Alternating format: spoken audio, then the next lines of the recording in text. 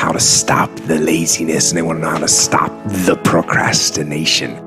The Marines have a saying, everybody wants to go to heaven, but nobody wants to die.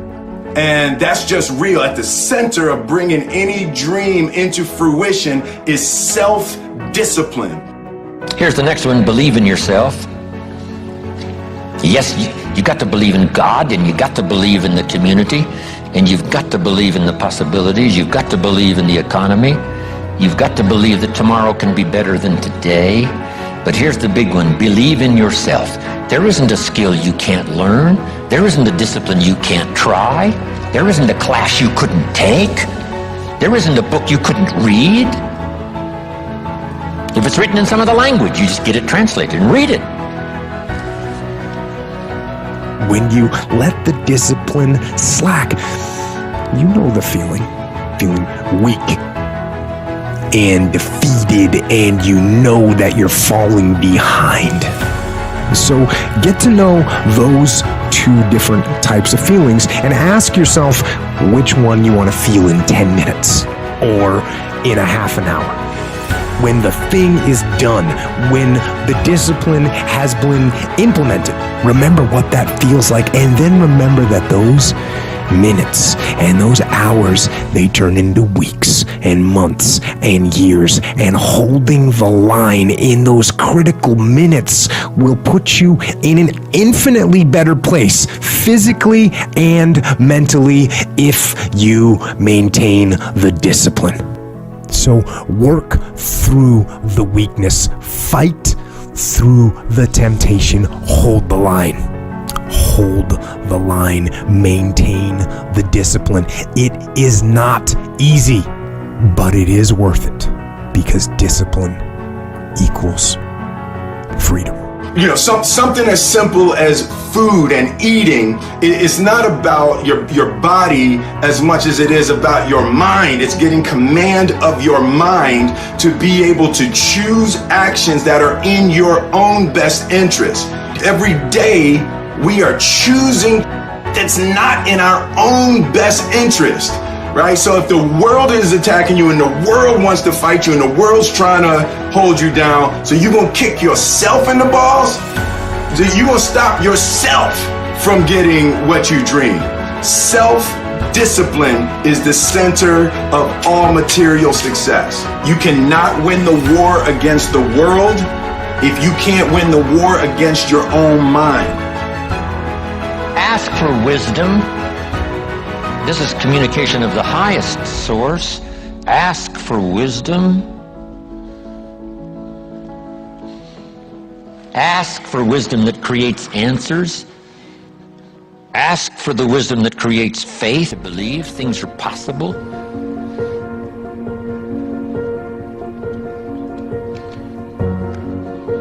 In King Solomon's day, there was the dilemma of two mothers who claimed the same baby. And the question was, whose baby is this? This mother says, it's mine. The other mother says, no, it's mine. Solomon said, bring me the baby. They brought him the baby, and he raised the sword. He said, I'm going to cut this baby in half and give one half to this mother and one half to this mother. And as he raised his sword, sobbingly, the real mother said, no, no, no, don't cut the baby in half. Give it to her, who was not the real mother. Solomon says, now I know who's the real mother. See, that is so wise. And the moment was such drama. But Solomon, the wisest of the wise, knew what to do to settle the deal. Ask for wisdom to deal with the challenges of today and tomorrow, to deal with the challenges your family brings you. Don't wish it was easier, wish you were better. Here's the next one, conserve your time. I must learn to do this. How much time have I got left? Not an unlimited supply. How many of these weekends can I do? Not 1,000, just a few, maybe a handful. Sometimes we get faked out. Bill Bailey says, the average person says, I got 20 more years. No, Bill says you got 20 more times. If you go fishing once a year, you've only got 20 more times to go fishing. Not 20 years. That fakes you out. I got 20 years. No, 20 times. See, that brings it right down to the real stuff. 20 times. How many more seminars like this? Not 1,000. A few. Just a few. So would I mumble and stumble? Would I give you less than my best when I've only got a few more to give? And the answer is no, of course not. If you're a person of some dignity and quality, you wouldn't let that happen. Next, invest your profits. We're going to talk now about this before the weekend is over on financial independence. And I'm going to give you some excellent advice.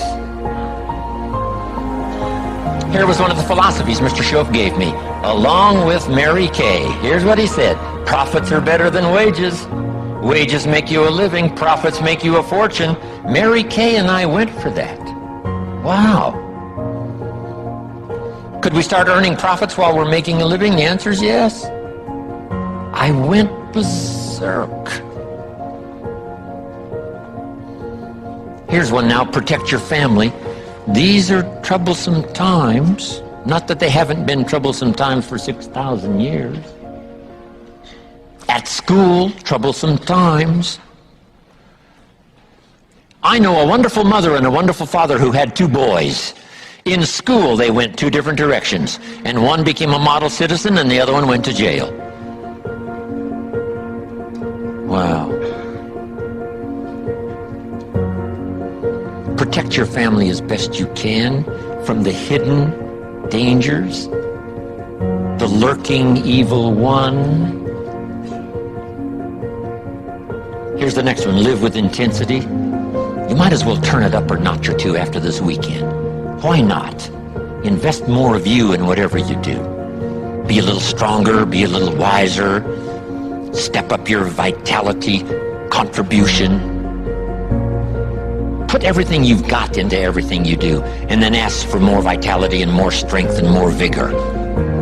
More heart, more soul. Next, find your place.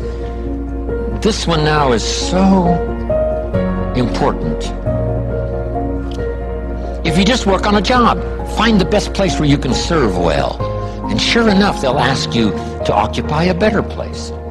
And if you keep doing a job well, the guy says, well, if I had a better job, I'd really pour it on. But I got this lousy job, so I just goof off. See, that's the philosophy of disaster. So you've got a lousy job. Do the very best you can. That's your best way out. Is not to do less than you could, but to do the best you can. With that philosophy, your life can take great leaps forward. Here's a Bible phrase that says, if you work on your gifts, they will make room for you. They'll make a place for you. Here's the next one. Demand integrity from yourself. You can't demand integrity from someone else. Integrity is like loyalty. You can't demand it of someone else. You can only demand it of yourself. Be the best example of loyalty, and you'll get some loyal followers. Be the best example of integrity, and you'll have people surround you that have integrity. Lead the way. Next, welcome the disciplines. Can't give you much better advice than that, because disciplines create the reality. Disciplines build bridges, build cities. Disciplines. A well-disciplined activity creates abundance, creates uniqueness, productivity. Next, fight for what's right. It's a fight we're in. The storyteller says, and there was great war in heaven. Wow, you mean way back there? Yes. 1/3 of the angels conspired. I asked Bill Bailey, how long do you suppose it took 1/3 of these angels to get together? Did they conduct meetings? I don't know. Bailey says the storyteller doesn't say. I said, then we're supposed to use our imagination. I don't know. It does say finally the great war occurred, and the 2/3 prevailed and the 1/3 lost. One of the writers of later scripture, here's what he said: I fought a good fight.